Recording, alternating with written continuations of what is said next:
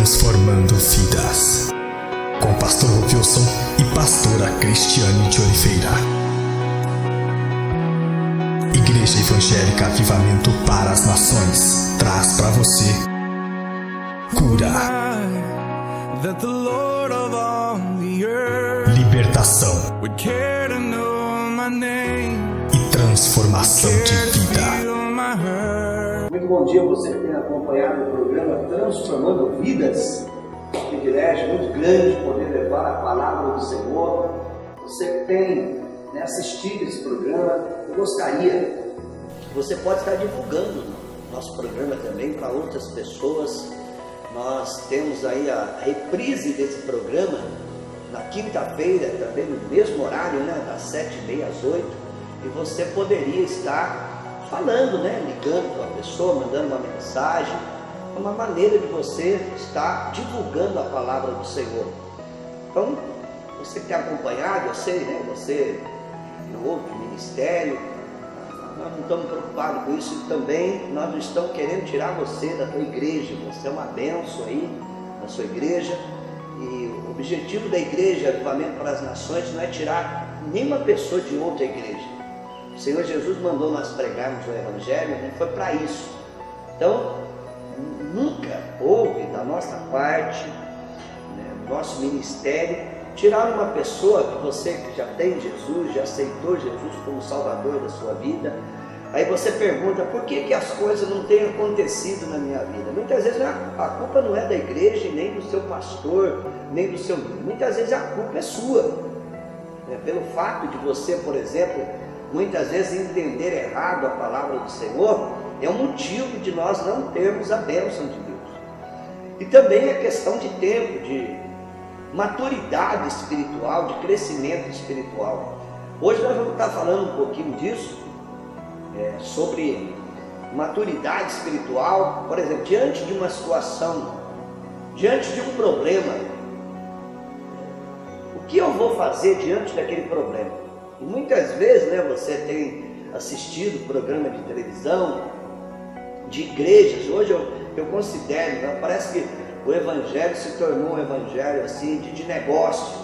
Isso não é bíblico, isso é uma heresia, é uma igreja apóstata, uma igreja onde eles não têm a unção de Deus para arrancar uma alma das garras de Satanás. Então eles ficam fazendo aí o tipo de proselitismo. A Bíblia chama de proselitismo. Então, quando eu prego o evangelho para uma pessoa, trazendo aquela pessoa de outra igreja, uma pessoa que já tem Jesus, está caminhando com Jesus Cristo, que eu tento trazer para a minha igreja, se chama de proselitismo. Jesus condenou essa prática, Paulo condenou essa prática, e hoje nós vemos muito isso aí, para fazer confusão na mente da pessoa. Isso é uma bobagem que para mim, a pessoa que não cresce espiritualmente, geralmente ela sai de uma igreja, vai tentar uma coisa em outra igreja. É a mesma coisa de sair de um supermercado e fazer compra no outro supermercado. Então há disputa, eles colocam até aqueles carrinhos na porta ali, dizendo, que aquilo ali é mais barato. Na realidade é uma bobagem para enganar o freguês. E como aqui nós não tratamos com freguês,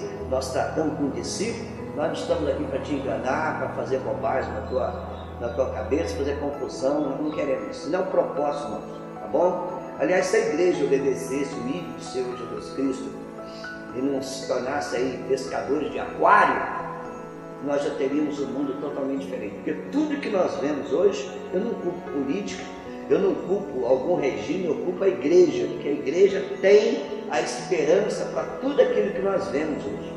Então, quando o homem, por exemplo, deixa Deus de lado, deixou a palavra de Deus de lado, praticamente ele deixou Deus de lado, ele vai seguir ideia de homem, filosofia, essa bagunça, esse caos que nós estamos vendo, esse sistema perverso de Satanás. Então eu culpo a igreja, eu culpo a liderança da igreja, que deveria estar fazendo um trabalho. Por exemplo, quando a igreja não avança, as drogas avançam.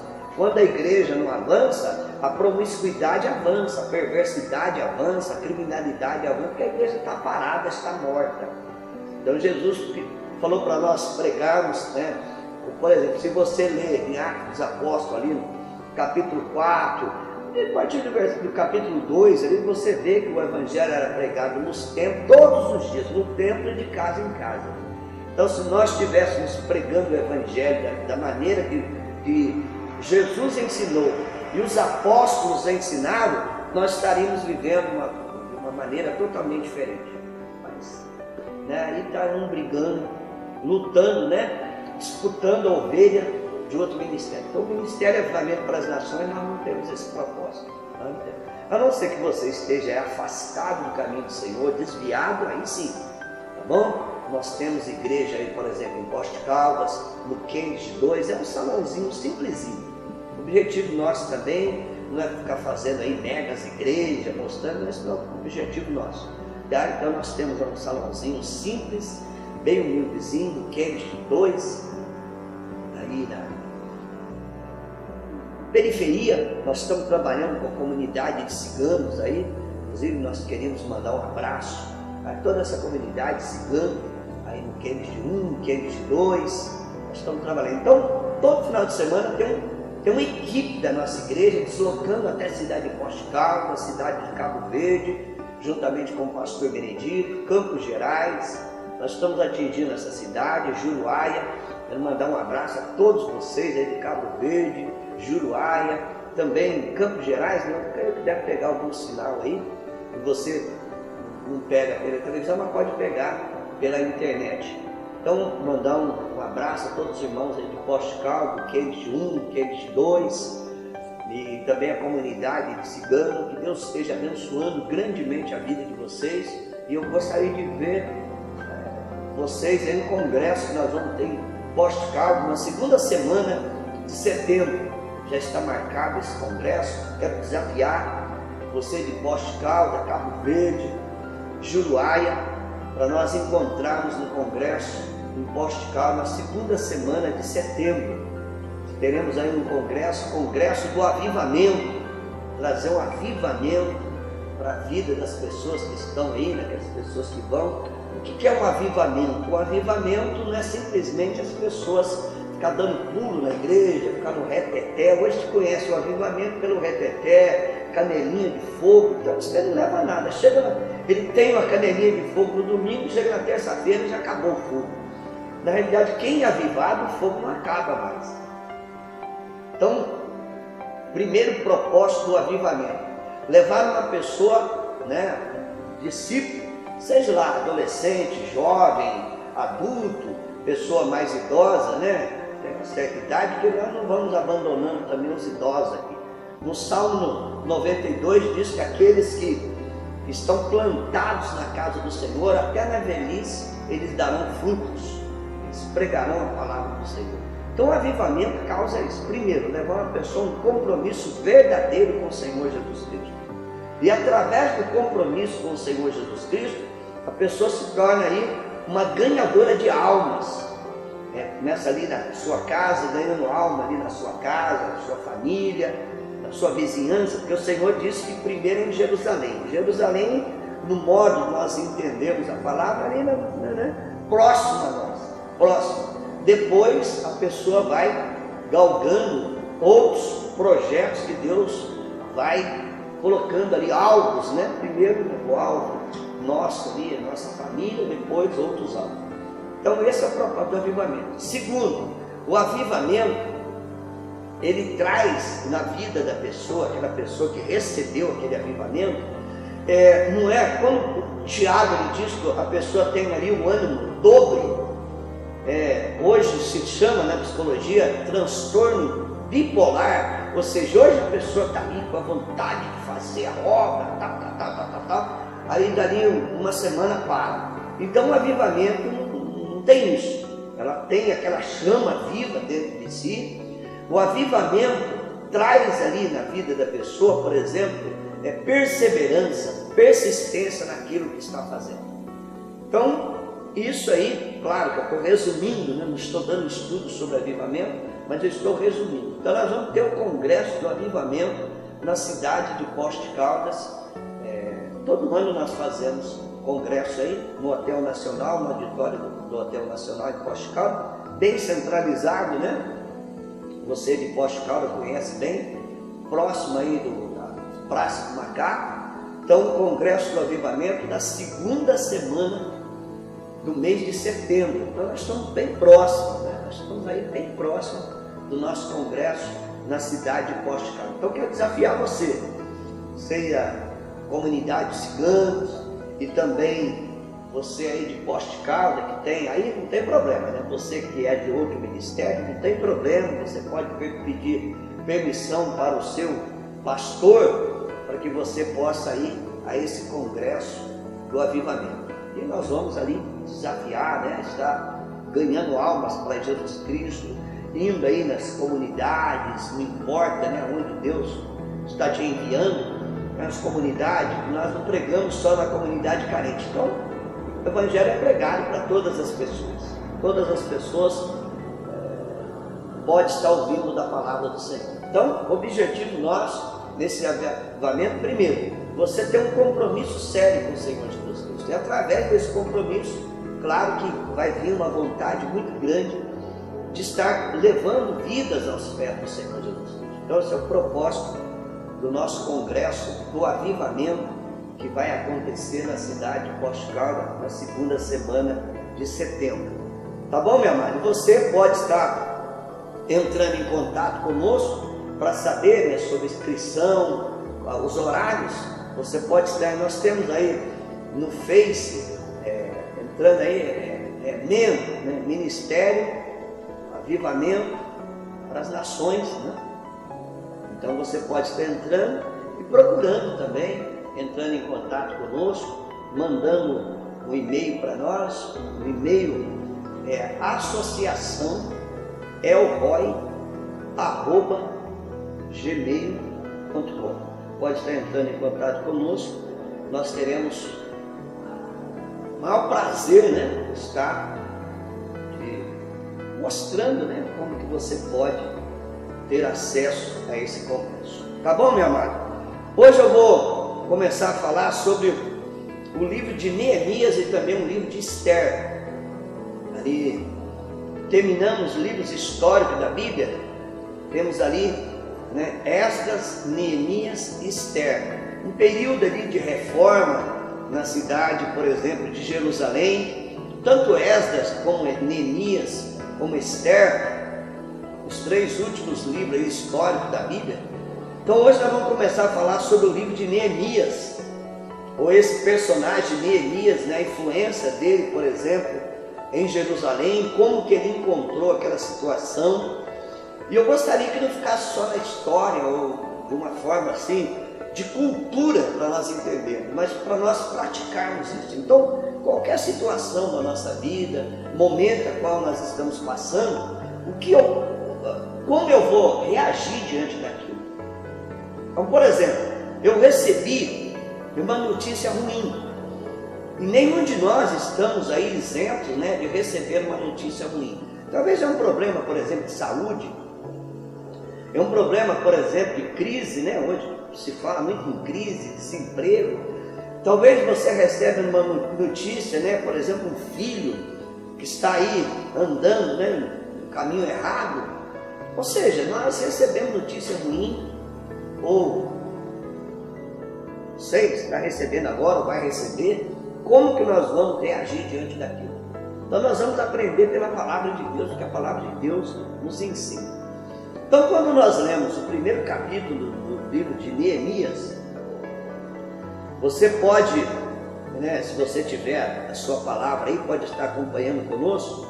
Então é Neemias, no capítulo 1, ele pede para alguém verificar como que está indo Jerusalém. Então ele estava trabalhando, Neemias, ele estava trabalhando em outro país, mas como ele tinha, né, a sensibilidade, o amor, mesma coisa. Você às vezes trabalha em outra cidade, trabalha em outro estado, mas teus amigos, teus parentes, aquele círculo de amizade está na sua cidade. A mesma coisa Neemias, ele foi trabalhar em outro país, mas aquele círculo de amizade, os seus parentes, eles estavam ali em Jerusalém. E quando ele pede informação, ele tem uma informação assim cruel.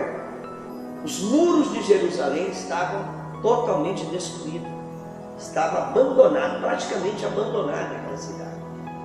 Então, quando você vê no versículo 3 do capítulo 1, e eles me responderam: aqueles que sobreviveram ao cativeiro estão lá na província, passam por grande sofrimento e humilhação. O muro de Jerusalém foi derrubado e suas portas foram destruídas pelo fogo. Então, a notícia que ele recebe. Então, eles estavam sendo humilhados, passando por um grande sofrimento, os muros totalmente derrubados e as suas portas destruídas. Aqui, ele já dá uma informação daquilo que estava acontecendo. Então, a primeira coisa que a gente vê: sofrimento. Segundo, humilhação. Terceiro, muro derrubado. E quarto, portas destruídas pelo fogo. Então, como que nós entendemos esse versículo? Veja bem, toda pessoa que tem sensibilidade, que tem o Espírito Santo de Deus, que verdadeiramente tem Jesus, ela não fica lutando só pelos seus probleminhas corriqueiros ou probleminha do dia a dia. Então, quando você vê uma pessoa só atrás dos seus probleminhas, não está nem aí com o próximo, pode ter certeza que aquela pessoa não tem o Espírito Santo de Deus. Ela não tem. O senhor está julgando? Eu não estou julgando, eu estou falando de experiência de ministério, estou falando pela palavra do Senhor também. Qual é o segundo mandamento? O que adianta a pessoa ficar dizendo assim: não, porque eu amo a Deus de todo o meu entendimento, eu vou à igreja, eu adoro o Senhor, eu canto, eu oro, mas não está nem aí com o próximo. O que adianta? Qual é o segundo mandamento? Nós temos que amar o próximo como a nós mesmos. Então, quem ama o próximo, ele luta pela aquilo que a pessoa está passando, ele luta pela causa daquele que está sofrendo. Ele tem sensibilidade quando ele ouve. Por exemplo, é fácil a gente ficar colocando culpa no governo, né? O governo é isso, o governo é aquilo, o governo faz aquilo, o governo faz aquilo, mas nós não podemos estar agindo também. Nós não podemos estar, por exemplo, ajudando o próximo. Podemos ou não podemos? Podemos e devemos. A palavra ensina isso. Então, o que nós vemos? Nós vemos aqui um personagem chamado Neemias, que vivendo em outro país, e ele estava vivendo muito bem, muito bem. Ele trabalhava no palácio do governo. Então, para a pessoa trabalhar no palácio do governo, não era um cargo simplesmente qualquer, e ele trabalhava junto ao rei. Então, tudo que o rei comia, antes ele experimentava. Então, um cargo de alta confiança, se não ser o maior, né?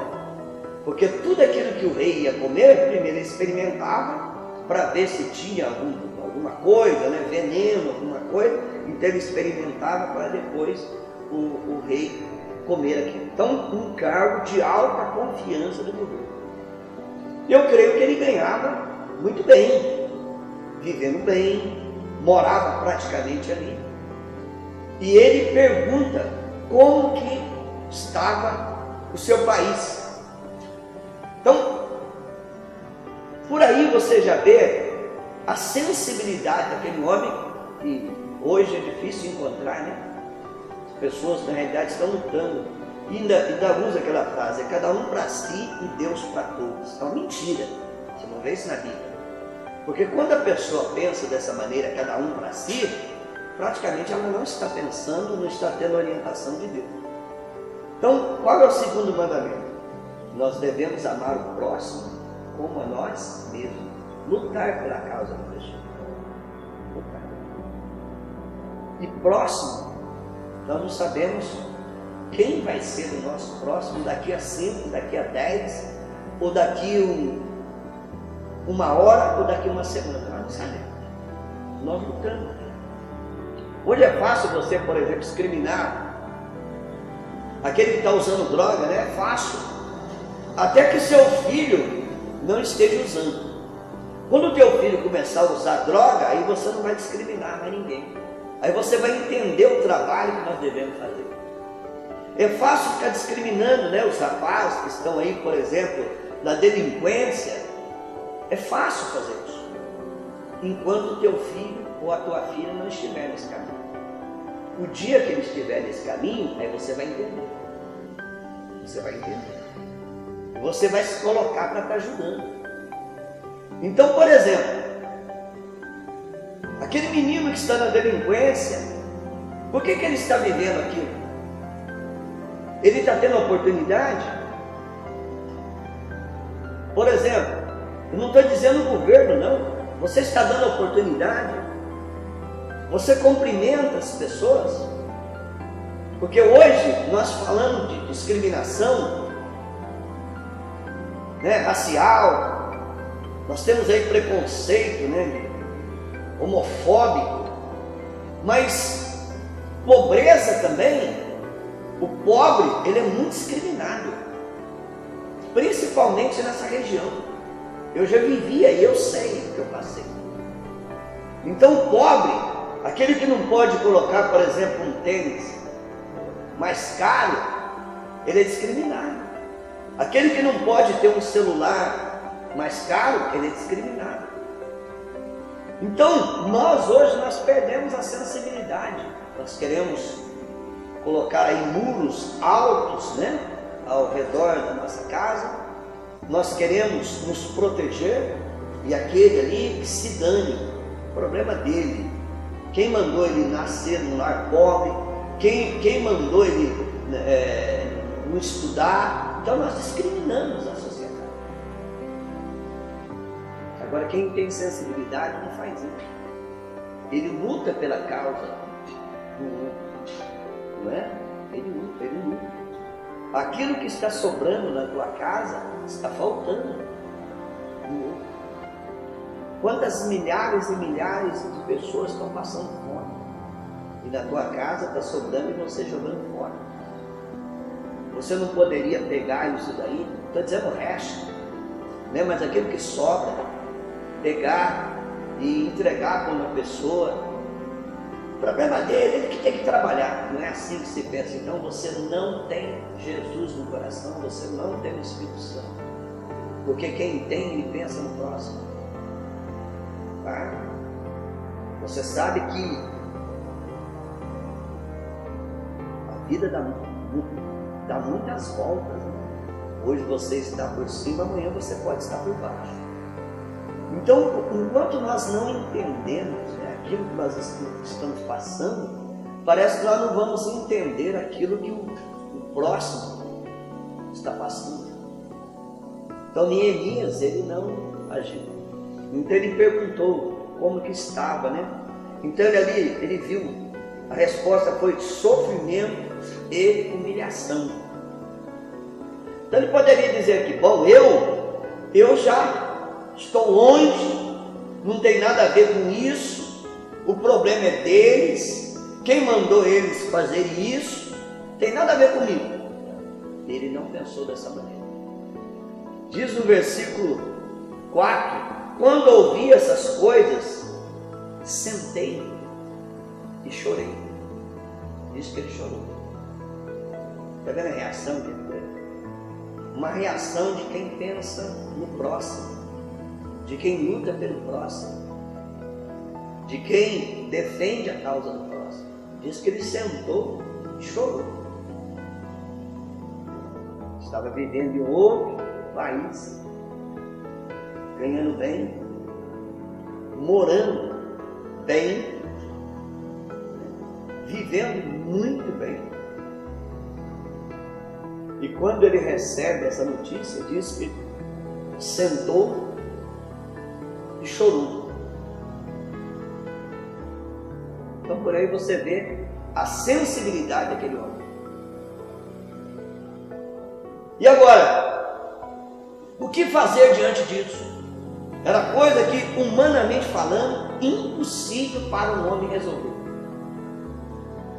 O que ele fez? Ele usa as ferramentas importantíssimas que nós devemos usar. Ele passou dias jejuando e orando para Deus agir diante daquilo. Só que não era Deus agir simplesmente por intermédio de outra pessoa. Ele se coloca para ir fazer aquilo, para resolver aquilo. Então você vê a atitude desse homem. Ah, mas apóstolo, você está falando de Neemias, mas qual a diferença? O nosso Deus não é o mesmo Deus? Não é o mesmo Deus? Aí nós perguntamos, né? Será que verdadeiramente nós estamos servindo Deus? Será que verdadeiramente nós estamos preocupados com a causa, né? A causa do próximo? E quando nós estivermos preocupando, será que nós estamos levantando para fazer aquilo? Não está nem aí. O problema deles, um dia pode ser com você, porque aquilo que nós plantamos, nós colhemos. Não é? Quando eu não luto pela causa do outro, pode ter certeza que um dia eu vou passar por aquilo.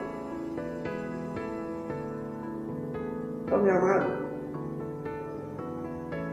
estamos no primeiro programa aprendendo com esse homem. Porque não adianta ficar falando aqui todo um livro. O que nós podemos fazer diante de uma situação que não é muitas vezes conosco, que não era com ele, estava bem, mas era com o país dele, era com colegas, amigos, família que moravam lá. Eles estavam voltando de um cativeiro totalmente assim, cruel. E ele se levanta para agir. Se levanta. O que você tem feito? Não? Você só tem, olhado as coisas, admirado, colocado, não, isso não é comigo, nem você tem se levantado para estar ajudando, para estar ali, envolvido. O que você tem feito? É isso que o Senhor espera de nós. É isso. Aí nós vamos poder contar com a ajuda dele. Ele se colocou para fazer aquilo e ele entra ali com jejum e com oração. Ferramentas, ou armas poderosíssimas que nós temos na palavra. Então, meu amado, o que você tem feito? Talvez a vida tua se resume só naqueles probleminhas. Você pode ver que você não sai do problema. Um probleminha ali, um probleminha todo dia. E reclamando, e murmurando, mudando de igreja, que aí vem outro pastor, outro bispo, outro apóstolo dizendo que aqui tem a solução. Aliás, se aquela pessoa lê a Bíblia, a solução é a mesma. Então você fica atrás dessas bobagens, para mim eu considero uma bobagem, falta de crescimento espiritual, de posicionamento, só pensando na tua vidinha, daquele círculozinho que não foi Deus que te colocou, foi o diabo que te colocou, lutando por aquelas bobagens do dia a dia, aquele círculo de amizade que não sai disso. Sai dessa vida, saia. Quero desafiar essa semana, em nome do Senhor Jesus Cristo, você sair e tomar um posicionamento, que eu creio que Deus vai agir em favor da tua causa e da causa daquele que você está lutando também. Gostaria de orar por você. Pai amado, em nome de Jesus, para esse primeiro programa, desafio, para nós aprendermos, ó Deus, da maneira que Neemias aprendeu, Senhor. Não ficar dentro do nosso mundinho, mas lutar pela causa do próximo. Esteja levando a cada um de nós, ó Deus, a entendermos isso, a ter um posicionamento, Senhor, em nome de Jesus. Próximo programa nós continuaremos. Lembrando que esse programa de hoje vai ser reprisado na quinta-feira. Quando eu digo próximo programa, segunda-feira nós continuaremos em nome do Senhor Jesus Cristo. Que Deus te abençoe. Até o próximo programa.